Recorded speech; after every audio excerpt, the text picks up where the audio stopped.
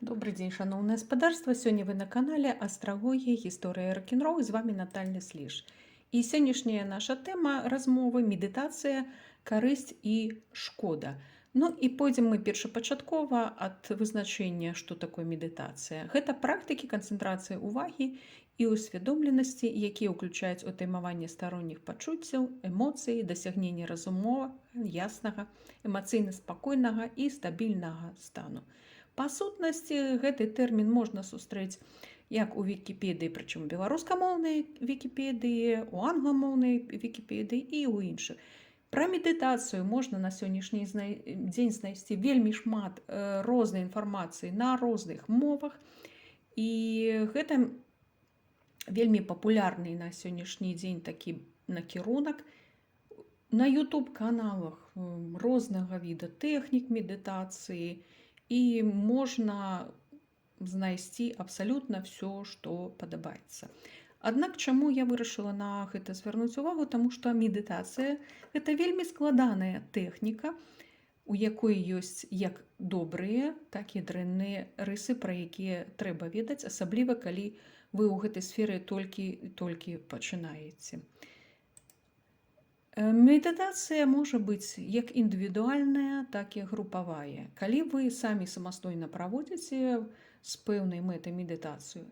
Групавая медытацыя, яна больш моцная, это калі група людзей канцэнтруецца на пэўнай праблеме, але таксама яна можа быць і небяспечная, таму што вы можаце ад групы прыдбаць як станоўчыя плыні, так і негатыўныя. Медытацыю на сённяшні дзень выкарыстоўваюць як у тэрапіі, у псіхатэрапіі, а адпаведна можна пазначыць і рэлігіі. Практычна ўсе рэлігіі практыкуюць медытацыю, і пра гэта можна даведацца як і ў індаізме, будызме і ў іншых накірунках. Тэхнік па медытацыі існуе мноства. Прычым сама медытацыя можа выконвацца як у спакойным стане, калі мы расслабляемся, калі заспакойваем наше дыханне, а таксама можа быць і у актыўным стане. Гэта, напрыклад, танец, вядомы танец дэрвішаў, гэта таксама від медытацыі. Што можам адзначыць пра медытацыю як яе карысць? У чым гэта карысць можа быць? Па-першае, яна спрыяе актывізацыі рытмаў мозга, такіх як дельта, тета і альфа. Па-другое, яна дапамагае вырашыць пытанні здароўя, прычым рознага плану. Нармалізуе псіхічны стан, зніжае ўзровень стрэсу і дапамагае нават вырашыць пэўныя жыццёвыя пытанні. То есть гэты спектр рэальна вельмі высокі і можна яго выкарыстоўваць. Але пры гэтым існуе і небяспека, якую адзначаюць навукоўцы ў сваіх даследаваннях.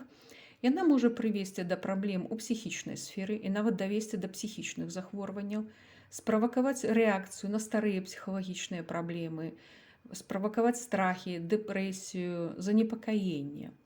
Чаму праяўляецца гэта небяспека і ў якіх выпадках? У першую чаргу гэта датычыцца тых, хто пачынае займацца медытацыяй. Гэта вельмі складаныя практыкі, якія рэальна трэба правадзіць пад кіраўніцтвам асобы, якая гэта разумее.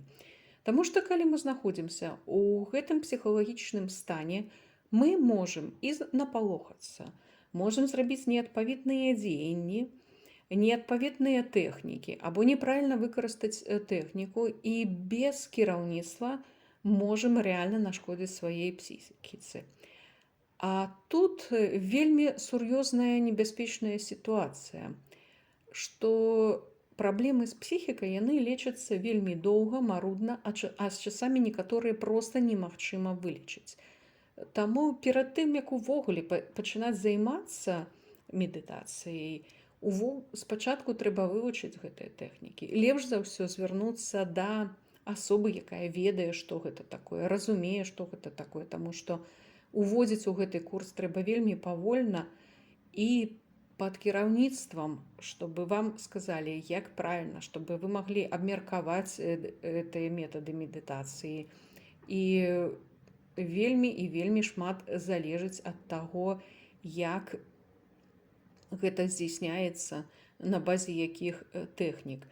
Мало таго, я бы хацела адзначыць, што не ўсім асобам паказана медытацыя. Заходзячы са сваёй практыкі, магу сказаць, што змены ў псіхікі, змены рознага плану пад уздзеяннем медытацыйным або пад уздзеяннем хімічных сродкаў, яны могуць правакаваць у чалавека вельмі дрэнныя рэакцыі ў мозгу і нават прывесці да пашкоджанняў, пра якія я раней апавядала.